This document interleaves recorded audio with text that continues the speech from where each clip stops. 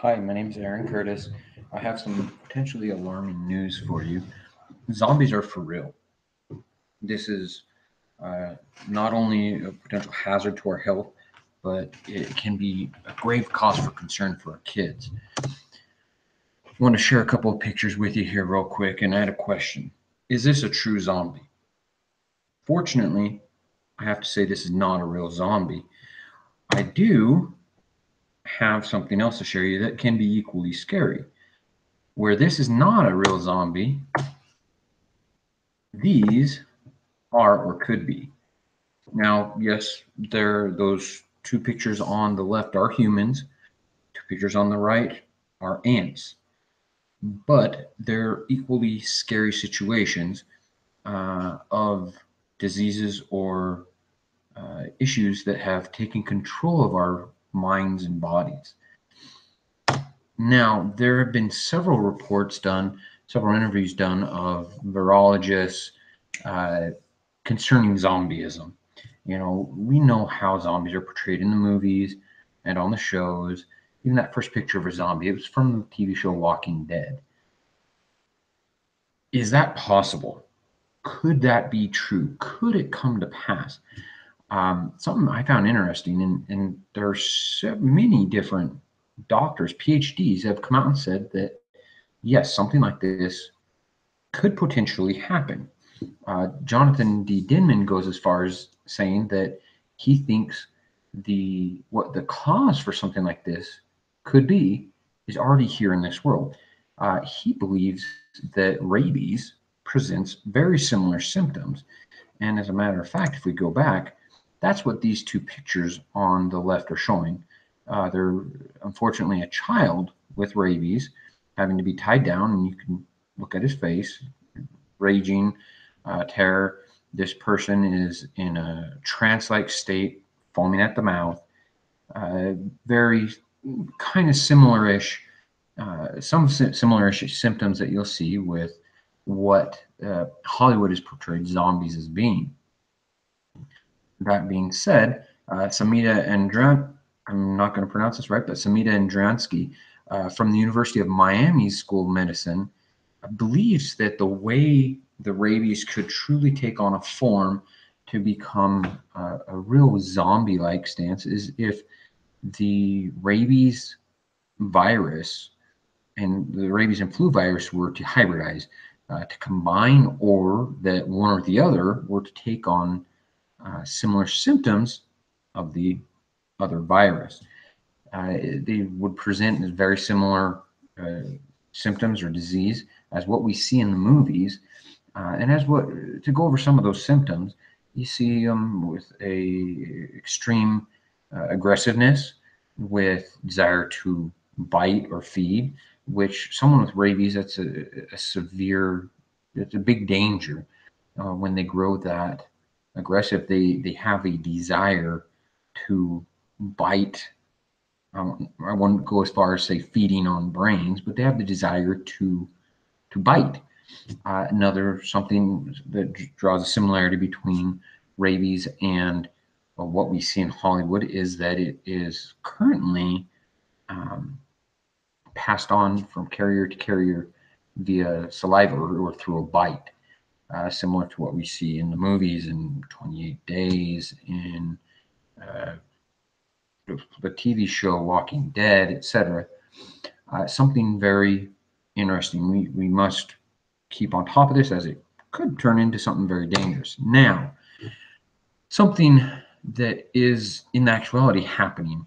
Rabies in humans, it happens, but it's not common. Unfortunately, for some very important insects, zombieism is an actuality. It is happening today.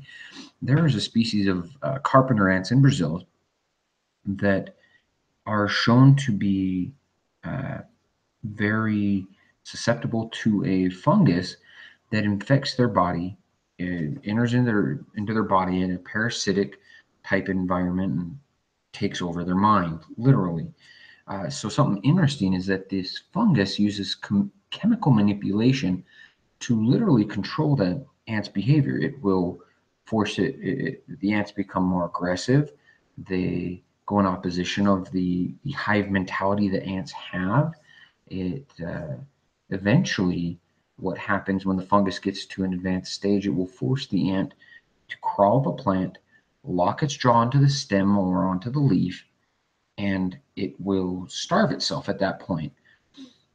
One of the reasons for this is the fungus at that point has broken out of the body. As you can see in this picture in the upper left-hand corner, it looks like a couple of horns with almost mushroom-like growths coming off of the horns.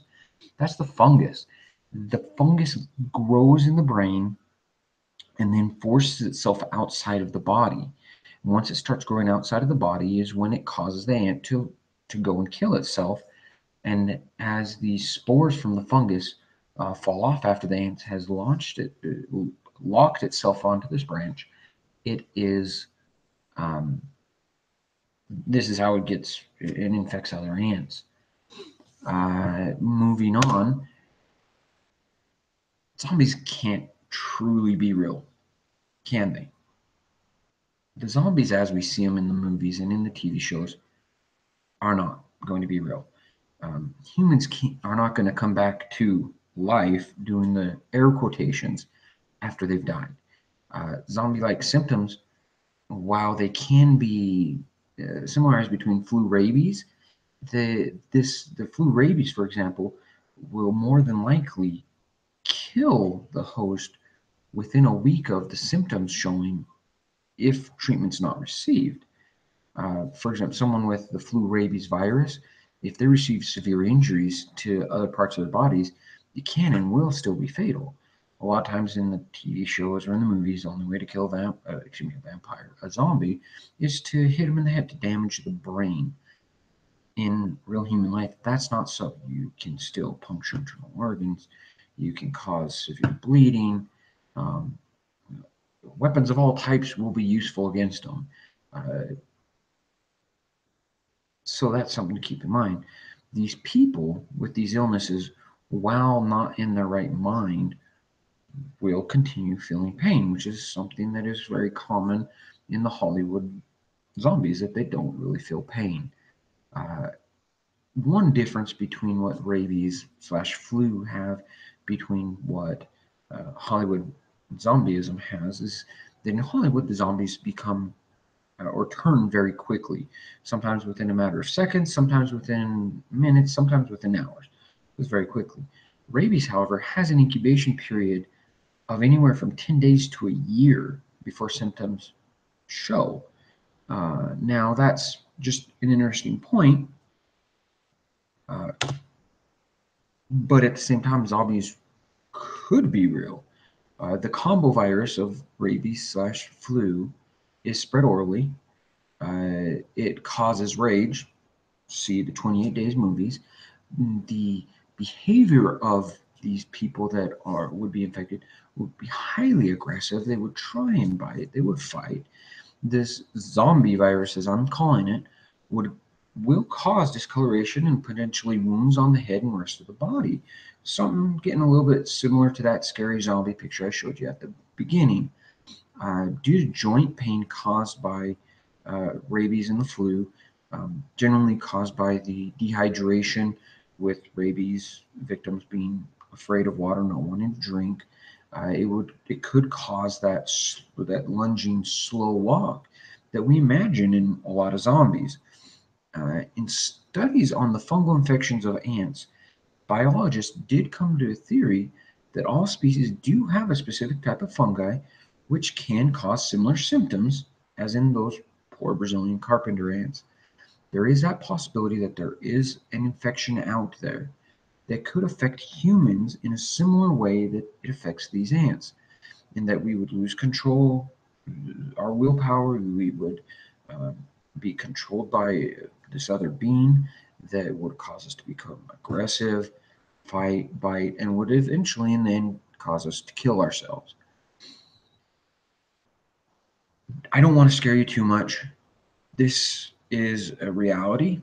It might not be exactly like we see in the movies, but we need to be prepared. I share this message, and if you have any questions about how to prepare, please feel free to let me know. You have a great day, and I look forward to sharing with you again. Thank you.